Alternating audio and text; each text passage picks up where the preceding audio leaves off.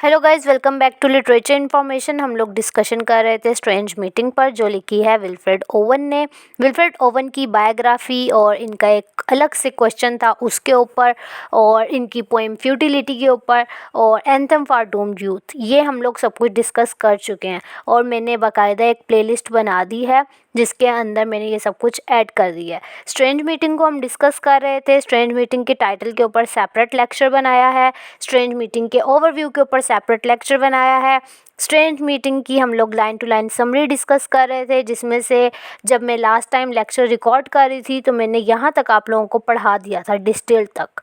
तो मुझे पता नहीं चला, लेक्चर रिकॉर्ड करते करते अप्रॉक्सीमेटली 40 मिनट का लेक्चर बन गया था। तो वो मैंने फिर 2 पार्ट्स में डिवाइड किया, क्योंकि इतना ज़्यादा फिर इकट्ठे नहीं सुनने होता और ना ही समझ आती है।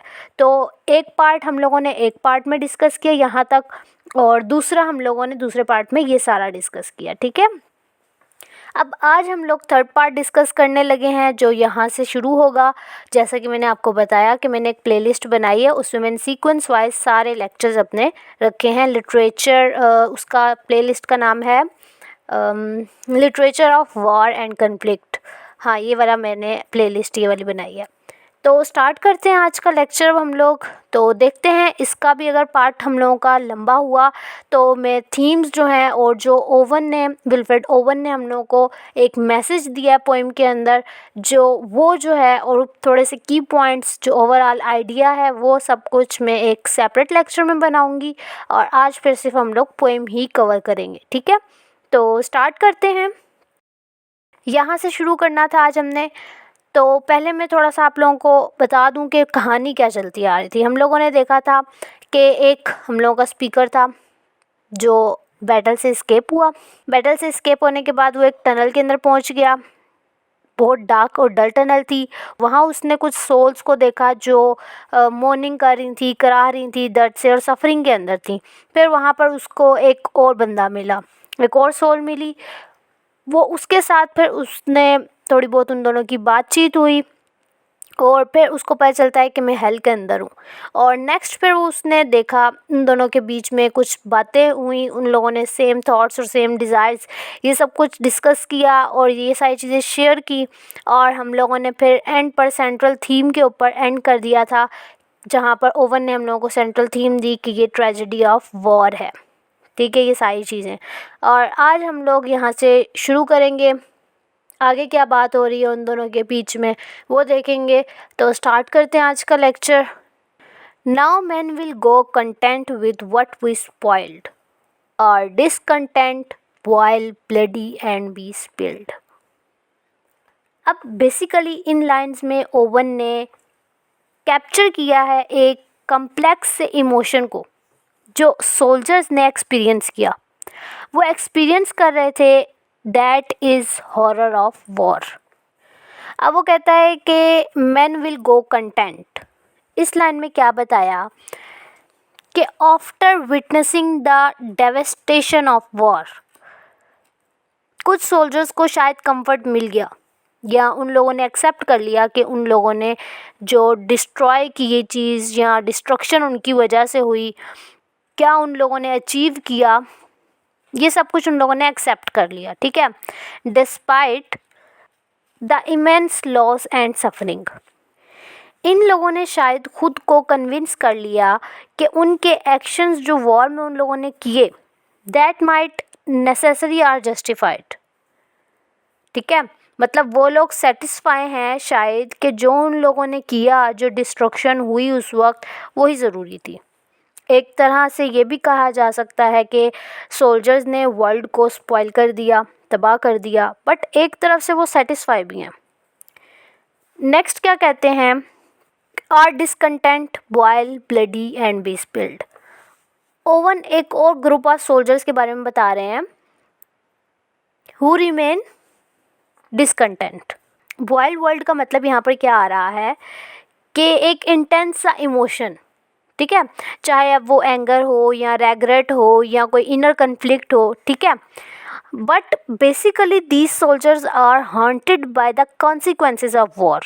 इनको कहीं पीस नहीं मिल रहा। अब जो कन्फ्लिक्ट था ना, उसकी कॉस्ट उनको क्या पड़ी यहाँ पर हम लोगों को वर्ड मिल रहा है ब्लडी का और बी स्पिल्ड का। ये बता रहा है कि जो सैक्रिफाइसेस हुई थी ना, जो ब्लड शेड हुआ था, जितनी भी लाइव्स गई थी, जो जगह जगह ब्लड स्पिल्ड था, जगह जगह खून था, that becomes a haunting legacy staining both earth and memory. Owen इन तमाम लाइंस में ये सोल्जर्स की रिस्पॉन्सिबिलिटी बता रहा है। ये लाइन शेयर रिस्पॉन्सिबिलिटी की भी थीम दे रहे हैं हम लोगों को। वो कहते हैं कि वॉर में रिगार्डलेस ऑफ नेशनैलिटी, वो कहते हैं वॉर से जितनी भी डिस्ट्रक्शन हुई है ना, सब इसमें बराबर के शरीक हैं। ये वही दिख रहा है ना आपको। इससे वो बता रहा है कि जितनी भी डिस्ट्रक्शन हुई, जो कुछ भी हम लोगों ने स्पॉइल किया ना, उसी के अंदर अब हम लोगों की जो आगे फ्यूचर जनरेशन आएगी ना, वो इसी के अंदर रहेगी। और इसी से कुछ लोग सेटिस्फाई हैं और कुछ लोग सेटिस्फाई नहीं है। कुछ लोगों को सुकून नहीं मिल रहा, पीस नहीं मिल रहा। ये वही जो है ना, ये बियॉन्ड बॉर्डर है। ये एम्फसाइज कर रहा है कि एक कन्फ्लिक्ट का पूरे यूनिवर्स पर क्या इम्पैक्ट हुआ। ओवरऑल मैसेज इसी चीज़ के इर्द गिर्द घूम रहा है कि द पिटी ऑफ वॉर, कि वॉर ने सिर्फ फिजिकल लैंडस्केप पर अपने स्कार्स नहीं छोड़े, but also on the souls of those who participated in this war. ये लाइंस एक तरह का सोल्जर्स ने जो एंग्विश और पेन एक्सपीरियंस किया है ना, उस बारे में भी बता रही हैं। नेक्स्ट लाइन क्या है कि they will be swift with swiftness of the tigress, none will break ranks through though nations track from progress. इस लाइन में देखें, दे विल बी स्विफ्ट, ये किसकी तरफ इशारा है? ये रेफ़र कर रहे हैं फ्यूचर जनरेशन को। उसके बाद with swiftness of the tigress, अब यहाँ पर क्या आ रहा है? स्विफ्टनेस ऑफ द टाइग्रेस, ये यहाँ पर सिमिली यूज़ हुई है कि जैसे एक शेरनी शिकार जब करती है तो वो आराम आराम से कदम रखती है, बच बच कर के शिकार भाग ना जाए, फिर वो आराम से एक ही दम से एक ही झटके में हमला करती है। सेम हमारी फ्यूचर जनरेशन भी ऐसी ही है, वो भी ऐसे ही एक्ट करेगी अर्जेंसी में। इसके अलावा टाइग्रेस को आप सिंबल के तौर पर भी ले सकते हैं, जो रिप्रेजेंट करती है डिटर्मिनेशन को या फियरलेसनेस को, ठीक है। ओवन कहते हैं कि फ्यूचर जनरेशन ऐसी ही स्विफ्ट होगी जैसी कि टाइग्रेस। इनके जो भी एक्शंस होंगे ना, उनमें एक सेंस ऑफ ड्यूटी मिलेगी हम लोगों को, perhaps to defend their nations और आइडियल्स। अब इन लाइंस में हमें एक तरह की ट्रेजेडी भी दिखती है और आयरनी भी दिखती है। अब आयरनी हम लोगों को ऐसे दिखती है, स्विफ्टनेस वाला जो पर्पज़ है उनका, उसमें आयरनी है। वो आपस में इत्तेफाक से और पीस में नहीं रहेंगे, वो फिर भी वॉर के पीछे ही जाएंगे। ये आयरनी है, ठीक है। फिर टाइग्रेस के साथ जो कंपैरिजन हुआ, नॉर्मली जब टाइग्रेस शिकार करती है उसकी स्पीड तो आपको पता ही होगी कितनी होती है, that is quite admirable, but it becomes tragic when applied to war, ठीक है। इस हिसाब से ये ट्रेजेडी है।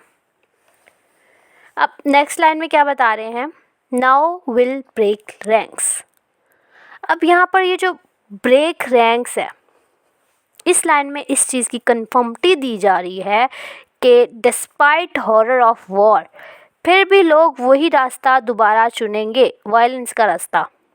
ट्रैक का मतलब यहाँ पर हम लोगों को दिखेगा अलोंग द लॉन्ग वे। इस पूरी लाइन का मतलब हम लोगों को क्या बता रहे हैं कि नेशन अपनी प्रोग्रेस बढ़ाने के लिए हर चीज़ कंटिन्यू रखेगी, बेशक कन्फ्लिक्ट बढ़ता ही चला जाए।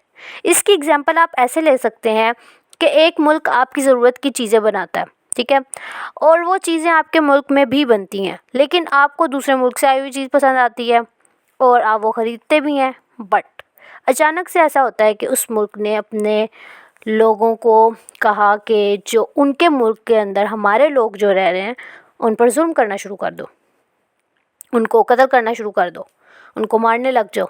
अब आपकी ख़रीदी हुई जो चीज़ें हैं वो फ्री में तो नहीं ले रहे, आप लोग पैसे लगते हैं हर चीज़ के ऊपर, और वो पैसे जो हैं वो लोग इस्तेमाल कर रहे हैं अपने वेपन्स ख़रीदने के लिए, वो वेपन्स जिससे वो हमारी कौम के लोगों के ऊपर जुल्म कर सकें, ठीक है।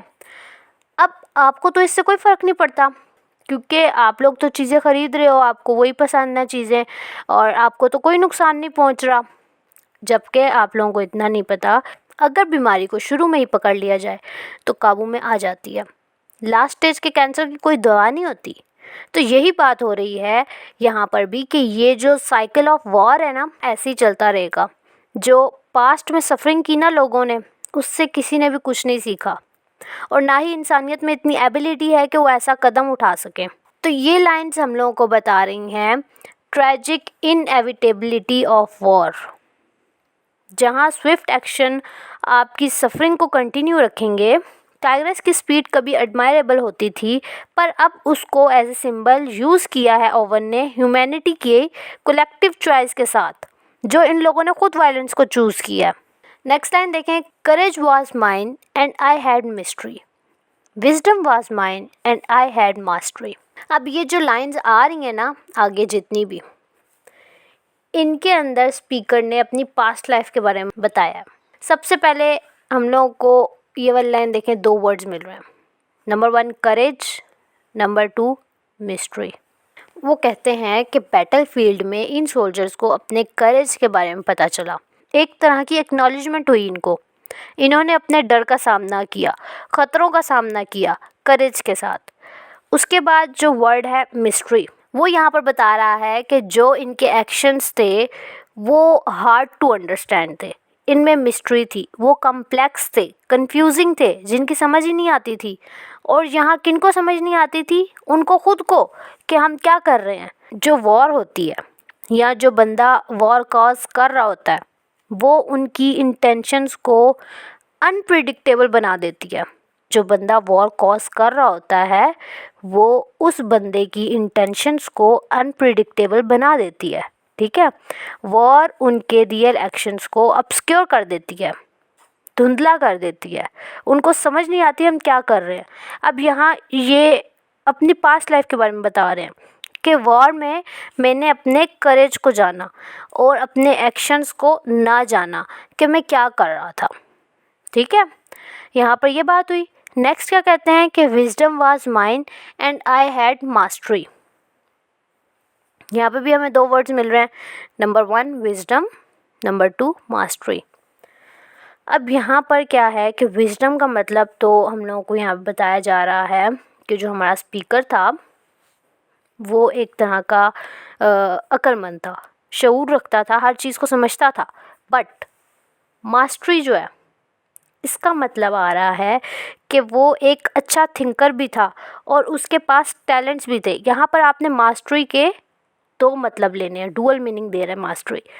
एक तरह का इंटेलेक्चुअल टाइप, दूसरा उसके पास वॉर के अंदर स्किल्स की ज़रूरत होती है ना, वो भी थे, ठीक है। पहले उसने कहा कि वो बाशऊर, बासलाहियत और अपना मकसद हासिल करने के लिए साबित कदम रहता है। फिर क्या कहता है, मगर एक थिंकर होने की हैसियत से इसे अपने एक्शंस फ्यूटाइल महसूस हो रहे हैं, ठीक है। यहाँ पर ये बात हो रही है। अब नेक्स्ट देखें, to miss the march of the retreating world into when citadels that are not walled. अब ये वाली लाइन देखें, इसके अंदर फिर 2 वर्ड्स आ रहे हैं। एक क्या है, रिट्रीटिंग वर्ल्ड। जो लोग गेम्स खेलते हैं उनको तो रिट्रीटिंग का मतलब समझ आ गया होगा। रिट्रीटिंग का मतलब होता है पीछे हटना। जैसे कि हम लोगों को पता है कि जिस जगह पर वॉर होती है वो जगह बंजर हो जाती है, बैरन हो जाती है, पास्ट में चली जाती है, उसकी प्रोग्रेस काफ़ी पीछे रह जाती है। उस जगह की प्रोग्रेस वर्ल्ड की रफ्तार, वर्ल्ड की पेस के साथ मैच नहीं कर पाती। वॉर इस दुनिया से नॉर्मल लाइफस्टाइल, ह्यूमैनिटी और नॉर्मल ट्रेडिशन, ये सब कुछ ख़त्म कर देती है। रिट्रीटिंग वर्ल्ड यहाँ पर सिंबलाइज कर रहा है इस चीज़ को कि वॉर से बंदा पीछे रह जाता है, काफ़ी सेंचुरीज पीछे चल जाता है नॉर्मल वर्ल्ड से। अब आपको पता है जिस जगह पर लड़ी जाए वॉर, वो जगह बंजर हो जाती है, ठीक है। तो वो फिर रिट्रीटिंग वर्ल्ड यहाँ पर ये बता रहा है कि जिस जगह पे वॉर लड़ी गई वो जगह काफ़ी सेंचुरीज पीछे चली गई नॉर्मल वर्ल्ड से, ठीक है। जो हमारा राइटर है ना, इस बंदे ने पोइम की एक एक लाइन में वॉर की फ्यूटिलिटी को अपना टॉपिक बनाया। अब नेक्स्ट लाइन में फिर देखें, into when citadels that are not walled. 2 चीज़ें, सबसे पहले सिटाडल्स। सबसे पहले हम सिटाडल्स पर बात करेंगे जो कि वॉर का एक इल्यूजन है एक हवाला है, रेफरेंस है। वॉर के अंदर जो सिटाडल्स होते हैं वो आर्मी को, सोल्जर्स को एक प्रोटेक्शन या ट्रेनिंग या एम्यूनेशन फ्रॉम करते हैं। ये एक पॉइंट। नंबर 2 पॉइंट क्या है? वेन सिटाडल्स। पहले सिटाडल्स को समझा, अब वेन सिटाडल्स को समझें। वेन का मतलब होता है किसी चीज़ का यूजलेस होना, ठीक है। तो उसने सिटाडल्स की यूजलेसनेस को रिप्रेजेंट किया, वेयर विक्ट्रीज और हॉलो। अब इस सब को अगर हम सम अप करें तो सिटाडल्स एक सिंबल था अथॉरिटी या पावर का। तो यहाँ पोएट अथॉरिटी की यूजलेसनेस बता रहा है, ठीक है। अब नेक्स्ट लाइन पर आए।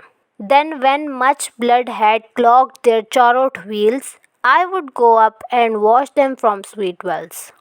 अब इस लाइन में फिर उन्होंने पैथेटिक वॉर इफेक्ट्स की बात की है कि जो chariot व्हील्स होते हैं ना, इनका मतलब होता है बग्घी के पहिए। ब्लड क्लॉग्ड का क्या मतलब होता है? ब्लड हैड क्लॉग्ड, खून जम गया, ठीक है। अपेरेंटली मतलब हम लोगों को ये समझ आ रहा है कि वॉर के अंदर यूज़ होने वाले जो व्हीकल्स थे वो खून आलूद हो चुके हैं। फिर वो क्या कहता है कि इस खून को, इस बग्घी के पहियों को के ऊपर से मैं मीठे पानी के साथ साफ़ करूँगा। अब इसका हम लोग अगर डीप मीनिंग देखें तो वो क्या बता रहा है कि वॉर के इफ़ेक्ट्स किस हद तक पेट्रीफाइंग, हॉरिबल हो सकते हैं। एक तरह की ब्रूटैलिटी और कॉस्ट ऑफ वॉर को रिप्रेजेंट किया जा रहा है यहाँ पर। फिर स्पीकर सजेस्ट करता है कि वो बग्घी के पहियों को साफ़ करेगा, मतलब मेटाफोरिकली वो ट्रूथ्स जो हैं वॉर के, जो डीपर इफ़ेक्ट्स बताते हैं, उनको रिवील करेगा। वॉशिंग फ्रॉम स्वीट वेल्स, इसका क्या मतलब आ रहा है? स्वीट वेल्स यहाँ पर सिंबलाइज कर रहा है प्योरीफाई को, प्योरिटी को, रीन्यूअल को, एक ऐसी चीज़ जो बिल्कुल साफ़ सुथरी होकर आपके सामने आ जाए। ओवरऑल इस लाइन का मतलब ये है कि स्वीट वेल से धोना एक हीलिंग एक्ट है। ब्लड को साफ़ करना मतलब सफरिंग से निकालना लोगों को, ठीक है। वॉर के इफ़ेक्ट से लोगों को क्लींस कर देना, ये स्पीकर की डिज़ायर है कि मैं वर्ल्ड से पेन और वायलेंस ख़त्म कर दूं। अब नेक्स्ट लाइन में क्या है? Even with truths that lie too deep for taint I would have poured my spirit without stint but not through wounds not on the cess of war. अब यहाँ तक क्या बात हुई? इन लाइन्स में स्पीकर ढूंढ रहा है ऐसे तरीके जिससे वो वॉर को ख़त्म करे, जिनमें से एक ये है कि वो सच बता दे सबको। राइटर सच को सही जगह इस्तेमाल करके वॉर के इफ़ेक्ट्स को निगलेक्ट करना चाहता है। वो अपने ट्रू फैक्ट्स की बात कर रहा है जो बायस्ड नहीं है। ये वो फैक्ट्स हैं जिन्हें उसने एज ए वेपन इस्तेमाल किया। इन तमाम लाइंस में राइटर की थॉट्स जो है वो क्या थी कि अब वो लोगों को सोलेस देना चाहता है, वो वॉर के इफ़ेक्ट्स को निगलेक्ट करना चाहता है और उसके लिए वो अपने फैक्ट्स का इस्तेमाल कर रहा है। स्पीकर की रिडेम्पशन, हीलिंग और deeper understanding of human condition, इस बारे में बात हो रही है। ये लाइंस ऐसी हैं जो रीडर के माइंड में क्यूरियोसिटी डालती हैं कि वो क्वेश्चन करें पर्पस ऑफ वॉर और उसके कॉन्सिक्वेंसेस पर। अब नेक्स्ट लाइन में देखें, यहाँ पर वर्ड यूज़ हुआ है स्पिरिट का। इसका मतलब यहाँ पर हम लोग लेंगे कंपैशन, इनर इसेंस, इमोशंस या फेथ। दूसरी तरफ देखें स्टेंट, इसका मतलब हम यहाँ पर लेंगे धब्बे। वो कहता है राइटर, मैं अपनी प्योर इंटेंशंस के साथ अपने एम को परसू करूँगा। ये लाइन पोइट की विलिंगनेस को बता रही है, एक इसेंस को कन्वे कर रही है जो है सेक्रीफाइस। फिर आगे बता रहे हैं ब्रूटैलिटी ऑफ वॉर को वाउंड से, ठीक है। यहाँ सेस वर्ड यूज़ हुआ है, ये बता रहा है डिके ऑफ वॉर, ठीक है। अब वॉर के अंदर विदाउट हेजिटेशन लाइफ ले ली जाती है, बट स्पीकर कहता है कि मैं वायलेंस किए बगैर अपने एम को परसू करना चाहता हूँ और अपना मकसद हासिल करना चाहता हूँ। इससे राइटर की वॉर से नफ़रत का अंदाज़ा होता है हमें कि वो अपने रास्ते में आने वाली वायलेंस से भी अवॉइड करना चाह रहा है। राइटर के कंपैशन और वर्ल्ड की वायलेंस का भी हम लोगों को यहाँ से वाज़ेह अंदाज़ा होता है। ठीक है, अब नेक्स्ट लाइन देखें कि forehead of men have blood where no wounds were, और ये लाइन आगे जुड़ी हुई है इस लाइन के साथ कि I am the enemy you killed my friend. अब क्या मतलब है? फर्स्ट ऑफ ऑल फॉरहेड यहाँ पर हम लोगों को मीनिंग दे रहा है माइंड, ठीक है, और जो यहाँ पर ब्लड है, ब्लीडिंग, ये रिप्रेजेंट कर रही है इमोशनल पेन को या ट्रॉमा को। ये तो आपको पता होगा कि वाउंड्स या स्कार्स कोई ना कोई स्टोरी एक्सप्लेन करते हैं, बट पोइट की स्टोरी में इसके माइंड पर इफ़ेक्ट्स तो थे वाउंड के, मगर वाउंड नहीं थे। इसका मतलब ये था कि इसके इफ़ेक्ट इंटरनल थे, वाउंड के इफ़ेक्ट्स इसको इंटरनली मिले। यही वजह है कि उसके माइंड पर ब्लड था मगर वाउंड्स नहीं थे। इस लाइन का ये मतलब हुआ। अब इसका अगर हम लोग डीप मीनिंग लें तो वो ये बनता है कि पोइट ने अपनी ही डिप्रेशन या ओवर थिंकिंग की वजह से ख़ुद को सफ़रिंग में धकेल दिया था। इसकी सफ़रिंग की वजह कोई और नहीं, वो ख़ुद था।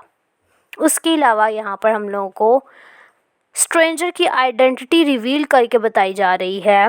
वो कहता है कि मैं वही बंदा हूँ जिसको तुमने मारा था, और फ्रेंड पर क्या कहता है?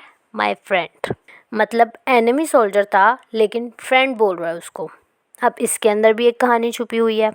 एनिमी वर्ल्ड जो है यहाँ पर ये सिंबलाइज कर रहा है आयरनी को, क्योंकि आफ्टर लाइफ रियलम में एनिमिटी तो डिसॉल्व हो गई।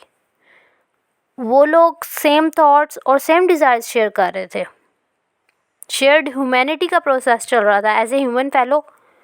वो यही चीज़ शो करवा रहे थे ना, पीछे हम लोगों ने यही देखा कि उन लोगों की same desire, same thoughts, same dream, सब कुछ यही था। और अब पता चला कि वो एनिमी थे रियल लाइफ में, और आफ्टर लाइफ के बाद फ्रेंड। तो इस हिसाब से आयरनी है, ठीक है। नेक्स्ट लाइन देखें, I knew you in this dark for so you fraud yesterday through me as you jabbed and killed। I knew you in the dark। इस लाइन का क्या मतलब है कि दोनों सोल्जर्स ने सेम हॉरर ऑफ वॉर को एक्सपीरियंस किया। डार्क जो है वो यहाँ पर सिंबलाइज कर रहा है फिज़िकल और इमोशनल टॉल को, कि कभी वो दोनों एक दूसरे के दुश्मन थे, अब वो बियॉन्ड मेयर एनिमी चले गए हैं। फ्राउन का मतलब यहाँ पर क्या है? तेवरी चढ़ाना। आईब्रो चढ़ाते हैं ना, एक आईब्रो ऊपर कर लेते हैं, इस तरह। नेक्स्ट वो क्या कहता है कि yesterday through me as you jabbed and killed. Soldier हमारे स्पीकर को याद दिलाता है कि बैटल फील्ड के अंदर जब उन लोगों का इनकाउंटर हुआ था तब उसने जब उसको मारा था। जैब्ड का वर्ड यहाँ पर हम लोगों को ब्रूटैलिटी ऑफ वॉर बता रही है, फिर वायलेंस की तरफ इशारा है। एक और चीज़ मैंने बतानी थी, अब तो आखिरी 2 लाइनें रह गई। ये साथ साथ मैंने आप लोगों को बताया है कि यहाँ पर ये चीज़, ये सिंबल दे रही है और ये थीम है हम लोगों के पास एंड ऑल दैट। तो वो चीज़ें आप लोगों ने साथ साथ नोट करनी है, ठीक है। ये आपके सिंबल्स और थीम्स जो हैं लाइंस के साथ जब आप रेफ़र करके लिखेंगे ना, तो वो और भी आपको अच्छा सा इम्पैक्ट देंगे एग्जामिनर के ऊपर, ठीक है। आगे क्या कहते हैं, जो हमारा स्पीकर है वो कहता है आई पैरेट। पैरेट का क्या मतलब होता है? डिफेंड करना। वो कहता है मैंने डिफेंड किया था, मैं फ़ाइट नहीं करना चाहता था, बट माई हैंड्स वर लोथ एंड कोल्ड। लोथ का मतलब होता है स्लो। यहाँ वो बता रहा है कि एक तरह से वो फ़ाइट नहीं करना चाहता था, वो ख़ुद को डिफेंड कर रहा था, और अगला बंदा मर गया। अब इसको इस चीज़ का रेग्रेट है। अब लास्ट में फिर वो क्या कहता है, लेट अस स्लीप नाउ। आखिरी वर्ड्स उसके डिज़ायर को शो करवा रहे हैं कि वो रेस्ट करना चाहता है। जो एक्ट ऑफ स्लीपिंग है वो यहाँ पर एज ए मेटाफर आया है। किसके मेटाफर आया है? पीस के, जिससे वो साइकिल ऑफ वायलेंस से रिलीज़ हो सकते हैं। अब आखिरी लाइन्स में बताया कि ये है ट्रेजेडी ऑफ वॉर, कि कैसे ह्यूमंस एक दूसरे के अगेंस्ट हो जाते हैं without knowing the full consequences, ठीक है। That's all for today. Hope so आप लोगों को पोइम सारी क्लियर हो चुकी होगी। यहाँ पर हम लोगों की आज पोइम एंड हो चुकी है।